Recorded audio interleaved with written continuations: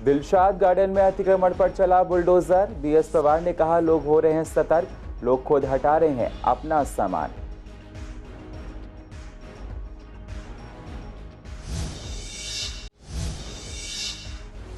अतिक्रमण पर हो रहा है लगातार प्रहार। लोगों ने कहा, हर दिन चलनी चाहिए ड्राइव।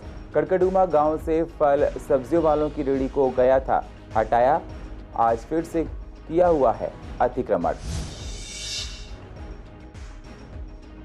खजूरी में युवक पर बदमाशों ने पत्थर से किया जानलेवा हमला।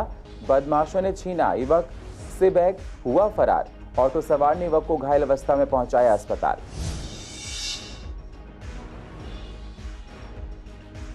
कृष्णानगर में पुलिस ने मारा एक मकान में छापा, 3 लोगों को किया गया गिरफ्तार। शख्स कर रहे थे सिलेंडर से दूसरे सिलेंडर में रिफिलिंग। पुलिस जुटी मामले की जांच में।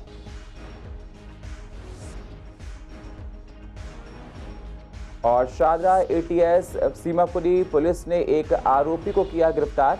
आरोपी पहले से ही 18 मुकदमे में है शामिल। आरोपी से पुलिस ने चोरी की 4 टू व्हीलर की बरामद।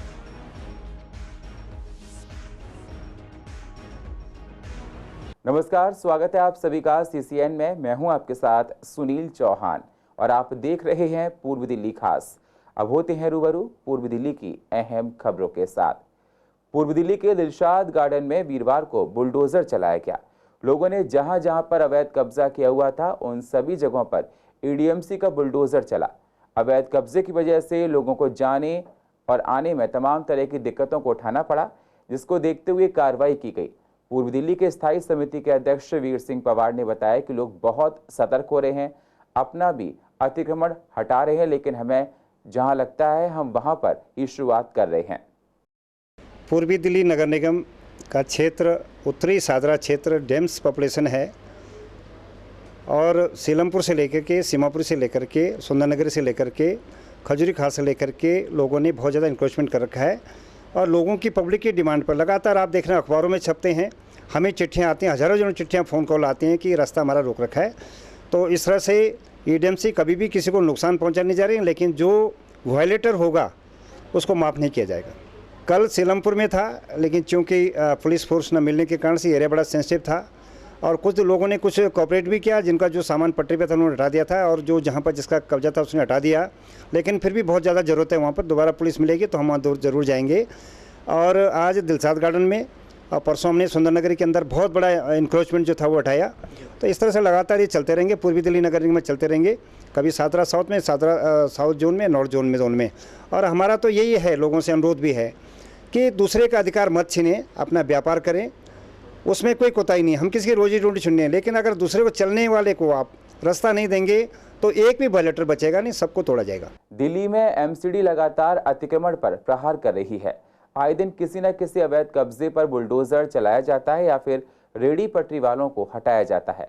बुधवार को भी कड़कड़डूमा में फल और सब्जी वालों को हटाया गया था। इसको लेकर हमारे संवाददाता ने रेहड़ी वालों और लोगों से बात की, तो उनका कहना था कि रूल्स सबके लिए बराबर होने चाहिए, हर रोज अतिक्रमण हटाना चाहिए, लेकिन इस तरीके से नहीं कि सिर्फ एक ही दिन ड्राइव की जाए।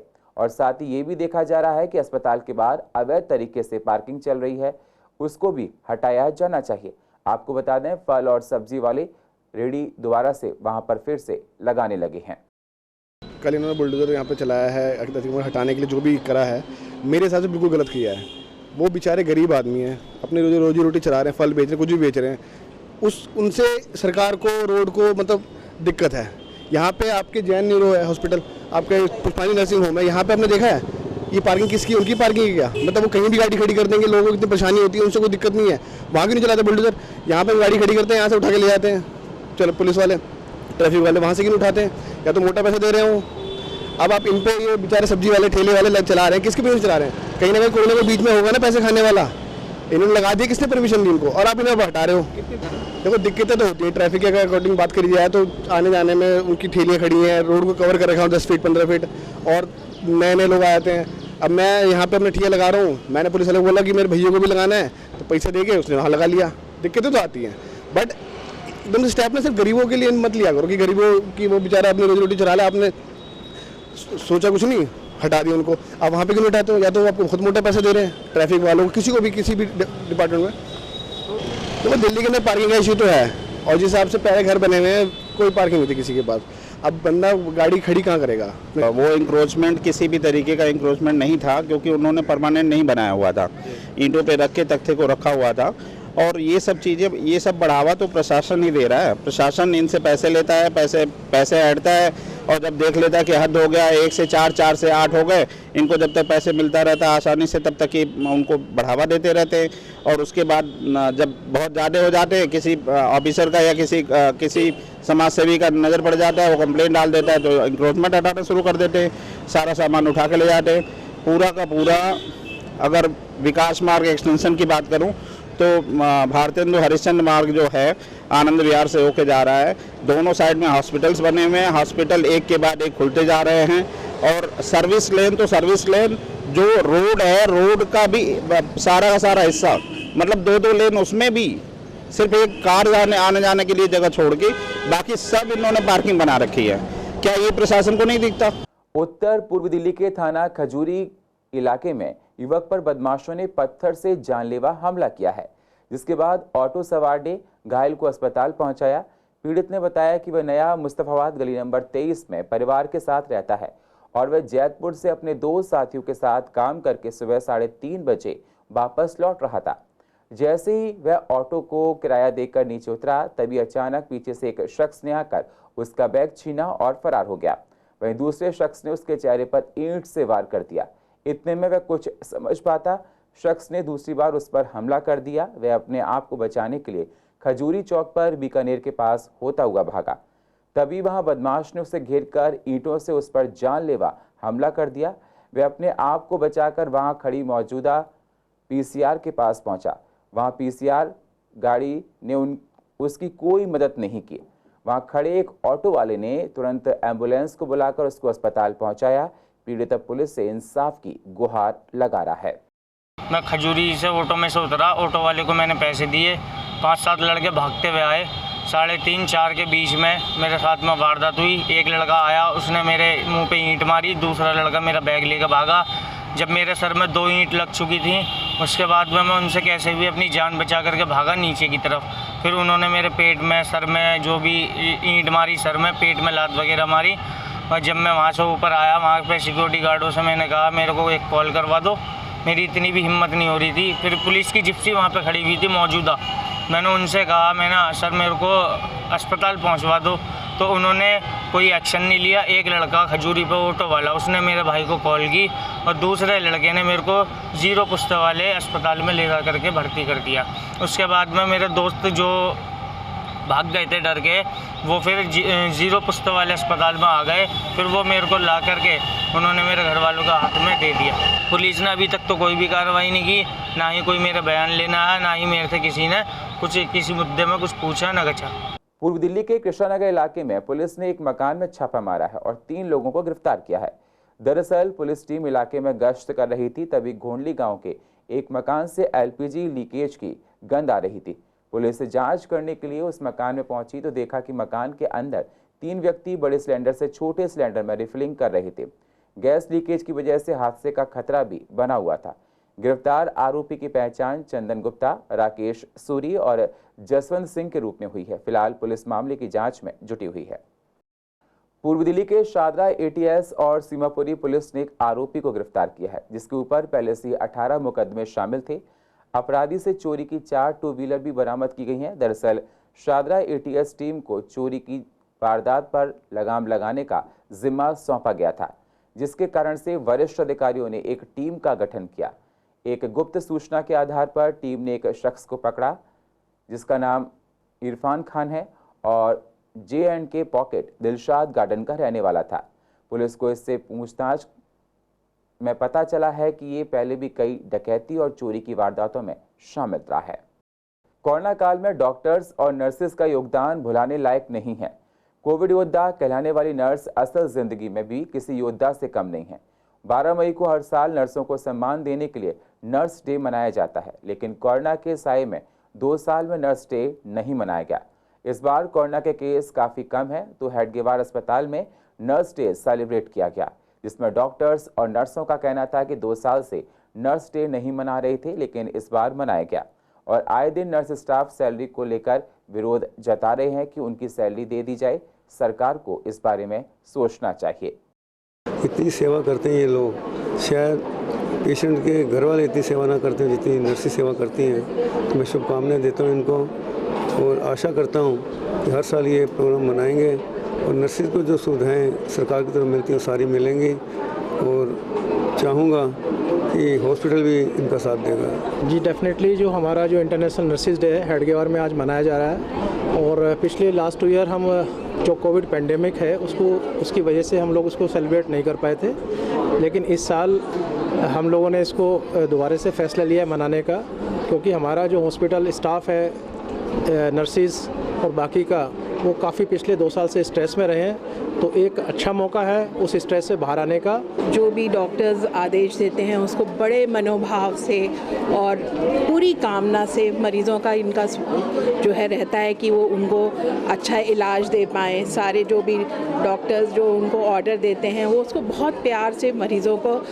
तक पहुंचाती हैं और ये हमारे लिए बहुत ही गर्व की बात है कि हम ये दिन सेलिब्रेट कर पा रहे हैं। और आज का जो थीम है invest in nurses, invest in jobs, invest in leaderships, invest in the health care. तो गवर्नमेंट से ये एक रिक्वेस्ट है कि हमारी जो प्रॉब्लम्स है जो नर्सेज फेस करती हैं जैसे जॉब्स है उनमें थोड़ा सा ध्यान दें। पेंडिंग इश्यूज़ हैं, मैं चाहूँगी गवर्नमेंट इस पर थोड़ा ध्यान दीजिए। जो कुछ MSCP के इश्यूज़ हैं और बाकी शॉर्टेज ऑफ स्टाफ है, कुछ लीव मैटर्स भी होते हैं, क्योंकि शॉर्टेज ऑफ स्टाफ होने के कारण ये हमारी प्रॉब्लम इश्यू थोड़ा सा हमें देखना चाहिए गवर्नमेंट को, है ना। जो कोविड की महामारी आई है 2 साल से, इस 2 साल में नर्सेज का वैल्यू पता चला है कि विदाउट नर्सेज हॉस्पिटल के अंदर कोई भी काम नहीं चल सकता। और हमारी नर्सेज जो इस कोविड महामारी के अंदर एक्सपायर हुई है उनको हम ट्रिब्यूट भी देना चाहते हैं इस इंटरनेशनल नर्सेज डे पे। देखो ये इंटरनेशनल नर्सेज डे जो है हर साल हम लोग 12 मई को सेलिब्रेट करते हैं, तो थीम तो ये था कि इन्वेस्ट इन नर्सिंग।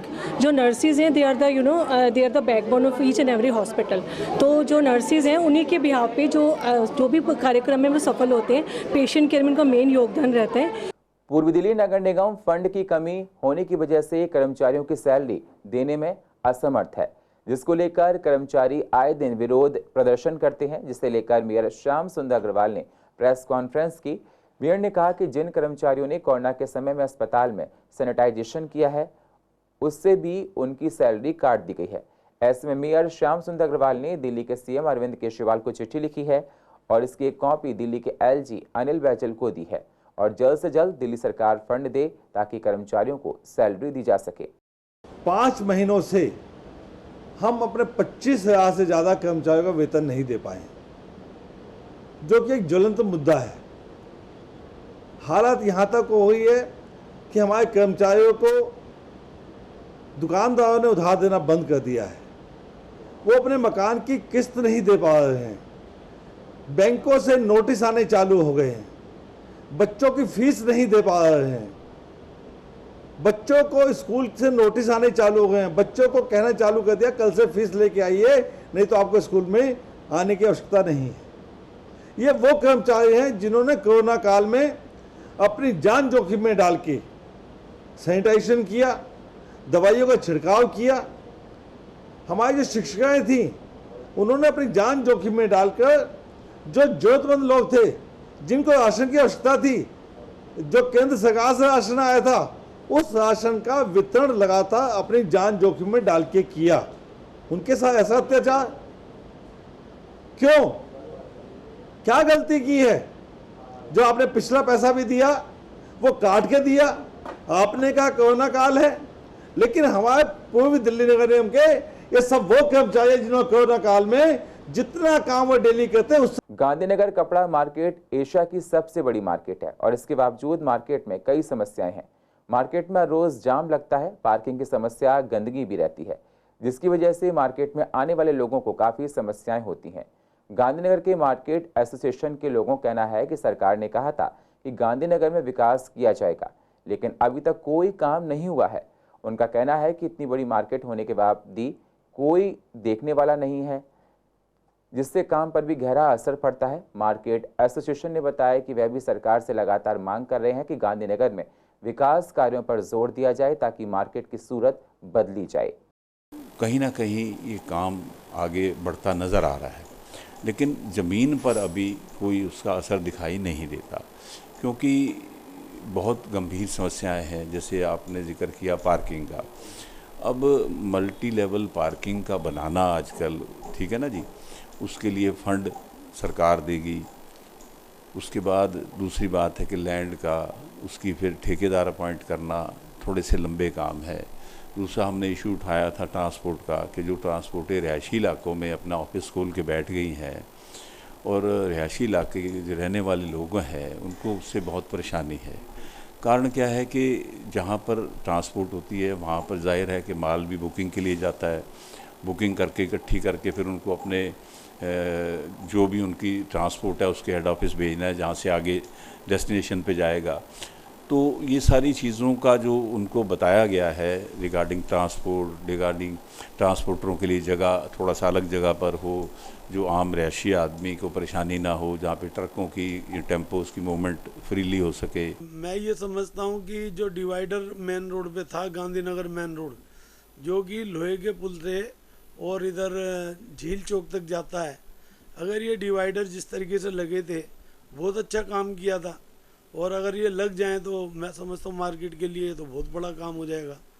दूसरी बात, मार्केट का वन वे ट्रैफिक करने के लिए ये सबसे पहले कोई ऐसा रोड या तो जमुना जी से जगह, जमुना वालों से जगह ले, और या जो इधर जो रोड है नीचे एक रोड जो निकलती चली आ रही है, मैं देखता हूँ जब मैं खजूरी चौक से चलता हूँ और जब यहाँ तक जाता हूँ ITO तक, तो मैं देखता हूँ जमुना के नीचे, ये सड़क के नीचे एक लाइन बनी हुई है, जो मेरे ख्याल से 5-7% एरिया ये मार्केट के एरिया के साथ ऐसा पड़ता है। अगर ये यहाँ पे जगह भी है, और जगह अगर कुछ कम है तो जमुना जी में और जगह लेके थोड़ी सी, क्योंकि गवर्नमेंट सब कुछ करना चाहे तो कर सकती है। पूर्व दिल्ली के कड़कड़डुमा कोर्ट के 5 मंजिला नए भवन का उद्घाटन 13 मई को प्रस्तावित किया गया है। इसकी तैयारियां कोर्ट परिसर में शुरू हो गई हैं। PWD ने लोहे के स्ट्रक्चर पर सेमी परमानेंट मटेरियल से भवन का निर्माण किया है। कड़कड़डुमा कोर्ट के प्रेसिडेंट का कहना था कि कोर्ट में 44 नए कोर्ट आने से कड़कड़डुमा कोर्ट के वकीलों को फायदा पहुंचेगा। अभी फिलहाल 44 नए कोर्ट 30 हजारी कोर्ट के लिए चालू रहेंगे, लेकिन इसमें कुछ कोर्ट कड़कड़डुमा के लिए भी यूज़ किए जाएं।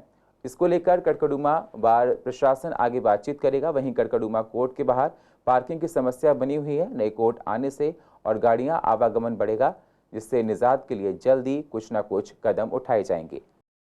44 कोर्ट्स बन रही हैं। नहीं, कड़कड़डुमा के लोगों को तो काफ़ी फ़ायदा मिलेगा। 44 कोर्ट अच्छी कोर्ट होती हैं, यहाँ के एडवोकेट्स को काफ़ी फ़ायदा मिलेगा। हमें बड़ी खुशी है कि अपना Delhi high court, supreme court ने हमारी जो डिमांड है सुनी, 44 कोर्ट्स यहाँ भेज रहे हैं, उससे यहाँ के वकीलों को काफ़ी बेनिफिट मिलेगा। नहीं, अभी फ़िलहाल तो ये जो सुनने में आ रहा है कि ये 30 हजारी को शिफ्ट करके कुछ कोर्ट भिजवाएंगे, और जब वहाँ बिल्डिंग बन जाएगी 30 हजारी में, तो फिर उसका वहाँ से तो ये कोर्ट फिर हमारे कड़कड़डुमा को लोगों के पास आ जाएगा। फ़र्क तो काफ़ी पड़ेगा जी। नई कोर्ट्स आएंगी, नई और नए जो कहते हैं उसको, जो नई जो अथॉरिटीज़ होती हैं, जैसे स्टैम्प CBI नहीं है हमारे पास में, और कोर्ट्स नहीं है, SCM की कोर्ट नहीं है, SDM की कोर्ट नहीं है। हम डिमांड करेंगे टाइम टू टाइम भी हमें SDM court, SCM court, CBI court हमें भी, आप, ताकि यहाँ के लोगों को टाइम भी पहुँचे और न्याय मिल सकेगा। पार्किंग की समस्या से निजात ऐसे पाया जाएगा, हम कोशिश डिमांड करेंगे अपना दिल्ली हाई कोर्ट अपना जजेस से कि हमें कुछ स्पेस दिया जाए जो एडवोकेट्स की पार्किंग के लिए स्पेशल हो, क्योंकि कोर्ट 44 कोर्ट बनेंगे तो कम से कम 300-400 गाड़ी एक्स्ट्रा आएंगी। पूर्व दिल्ली की जगतपुरी पुलिस को एक बड़ी कामयाबी हाथ लगी है। पुलिस ने एक शातिर बदमाश को गिरफ्तार किया है, जिसके पास से एक बटन वाला सक्रिय चाकू और एक चोरी की बाइक बरामद हुई है। दरअसल खुरेजी रोड पर पुलिस चेकिंग कर रही थी, तो उसी दौरान सामने से बाइक सवार ने पुलिस को देखकर अपनी बाइक मोड़ ली और वहां से भागने लगा। पुलिस ने उसका पीछा करके उसे पकड़ लिया, तो वह कागज दिखाने में असमर्थ रहा।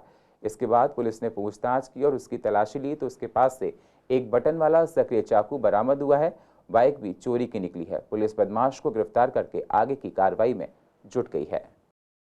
और पूर्व दिल्ली की अधिक जानकारी के लिए आप YouTube पर जाकर CCN लाइव को सब्सक्राइब करें और फ्रेश अपडेट लेते रहें। और फिलहाल पूर्व दिल्ली खास में इतना ही। बाकी खबरों के लिए आप बने रहिए CCN के साथ। तब तक के लिए नमस्कार।